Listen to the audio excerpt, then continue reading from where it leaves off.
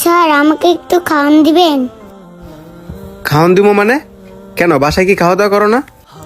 Sir বাসায় না আমগর খাওয়ান নাই। বুঝলাম না, বাসায় খাওয়ার নাই মানে? আচ্ছা ঠিক আছে, তুমি বসো, আমি তোমাকে খাবার দিতে বলতেছি। এই ওইটার, এই জায়গায় এক প্লেট বাদ দিও তো।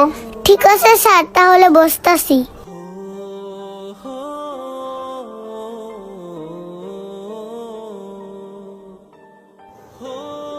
স্যার এই যে এক প্লেট ভাত। আচ্ছা ভাতের সাথে কি খাইবা বলো আমাকে? শুধু ভাত হলেই চলবে।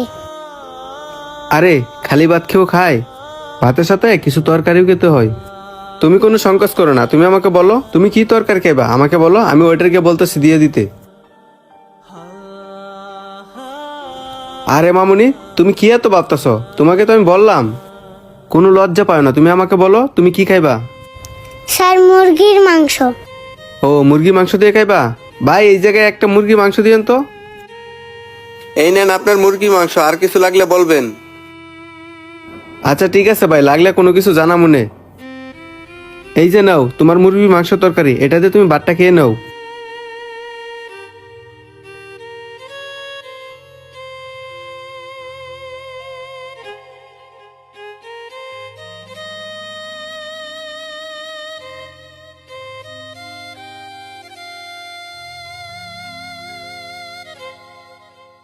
স্যার আমি আর খামো না। আরে তুমি না বললা তোমার পেটে অনেক ক্ষুধা, খাবারটা শেষ করো। স্যার যতটুকু খাইছি ততটুকুই আমার পেট ভরে গেছে, বাকি খাবারটুকু বাসায় নিয়ে যাই। স্যার আমার বাসায় না বাবা 2 দিন ধরে না খায়া রইছে। কি বলো, 2 দিন না খাই আছে মানে?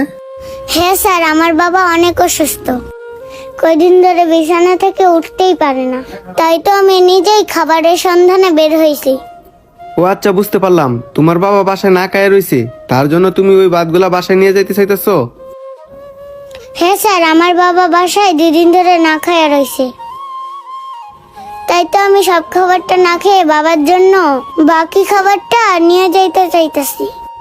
আরে মামুনি, তুমি এই খাবারটা শেষ করো, আমি তোমার বাবার জন্য আরেকটা খাবার পার্সেল করে দিতেছি। কি কইলাম বুঝতে পারছো? এবার খাবারটা শেষ করো। আচ্ছা ঠিক আছে স্যার, তাহলে আমি এই খাবারটা শেষ করতেছি। আচ্ছা ঠিক আছে। এ ভাই, আমাকে আরেকটা খাবার মুরগি দিয়ে পার্সেল দিও তো।